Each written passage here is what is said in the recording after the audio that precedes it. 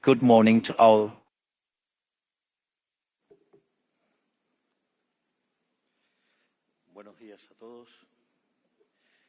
Dear Mr. President of the Republic of Paraguay, my dear friend Santiago Peña. Dear Mr. President of the State of Bolivia, Rodrigo Paz Pereira. Excellent Mr. President of the Eastern Republic of Uruguay, Emmanuel Orsi. Dear Mr. President of the Republic of Panama, José Molina Quintero. Dear Mr. President of the European Commission, Ursula von der Leyen. Dear Mr. President of the European Council, Antonio Costa. Dear Minister of Foreign Affairs of the Federal Republic of Brazil, Mauro Vieira. I want to begin by thanking, with special affection, my friend the President of the Republic of Paraguay for having convened this meeting of the Mercosur and for welcoming us in Asunción, precisely the same city that the bloc was born in 1991. Today we are gathered by a fact of great political and economic transcendence for all the members of this bloc and probably the entire world.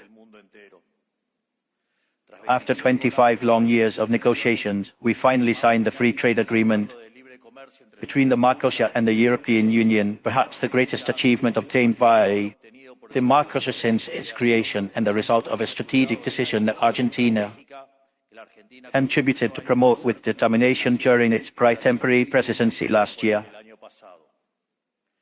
The idea was consolidated that it led the bloc to think of a more open, predictable, flexible and dynamic international insertion materialized in this agreement. In this remark, I also want to express a recognition of the European leadership that made this result possible, and especially to the President of the Council of Ministers of Italy, whom I have the pleasure of calling my friend Giorgia Meloni.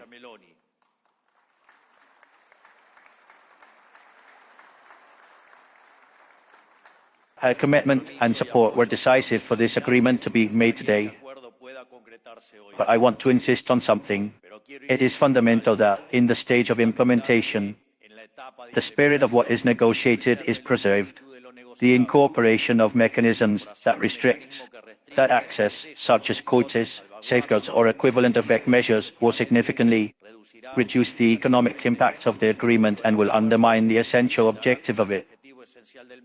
We have to watch out in our parliaments because this does not happen. The 25 years invested force us to be at the top of this last stage.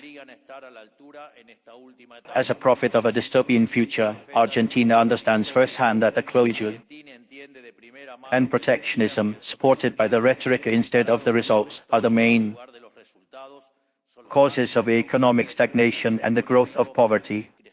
Our administration was elected to choose the opposite model, the model of freedom. For this reason, Argentina does not stop in this agreement and invites the members of the bloc to go further. The world is moving towards more dynamic negotiation schemes. We have to be aware of this and move in the same direction. Rethinking instruments, accelerating processes and adapting negotiation schemes to the speed of the global economy is a necessity, not an option. In this spirit, Argentina will continue to promote new commercial initiatives with all these partners who share a vision of openness, economy, market and freedom. Together with the finalization of the trade and investment agreement with the United States and the advances in the agreement with Panama, we will continue consolidating negotiations with the bloc with El Salvador, the Dominican Republic and Ecuador. We are also moving forward with determination to conclude negotiations with the United Arab Emirates and expand our presence in Asia through high-potential markets such as Vietnam, India and Indonesia. We will also continue negotiations with Canada and explore new opportunities for agreements based on the interests expressed by Japan in expanding trade. This movement towards freedom and trade is the basis of any genuine regional integration. Because where the institutions are raided, the popular will is unknown and human rights are violated. The result is always the same: isolation, impoverishment and loss of freedom. The situation that Venezuela is going through is a clear and painful example of this reality. That is why we value the decision and determination demonstrated by the President of the United States, Mr. Donald Trump, and all his government in the actions adopted in Venezuela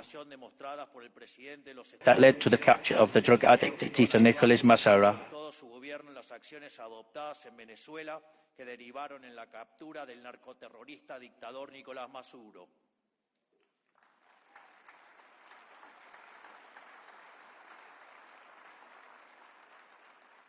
At the same time, we continue to demand the release of the Argentinian citizen Nahuel Galoy, as well as the freedom of all Argentinian political prisoners and of all political prisoners detained arbitrarily and illegally by the regime in open violation of human rights. Freedom is not an empty slogan or an abstract concept. It is a concrete political and economic alternative in the face of a reality that I do not accept. To advance in agreements that promote free trade, macroeconomic stability and legal privacy is an indispensable condition for prosperity. To conclude, I want to underline that the signing of this agreement does not constitute a starting point. It is a starting point within a broad economic relationship plan with various international actors. And that is why Argentina will decisively move towards the legislative ratification of the Mercosur Union-European Agreement. In the coming days, I will send the bill to the Congress for its treatment during the extraordinary session. This step will allow to transform international consensus into stable internal rules with democratic backing and legal predictability. We hope that the European Parliament will do its own thing as briefly as possible. In short, we celebrate having achieved a goal, but above all, we are ratifying a course. Argentina chose openness, competition, and integration into the world. This agreement confirms the decision and drives us to go further, with the conviction that freedom, work, and international integration are the way to build a more prosperous Argentina and a more prosperous Mercosur and protagonists on the international stage. Thank you very much to all.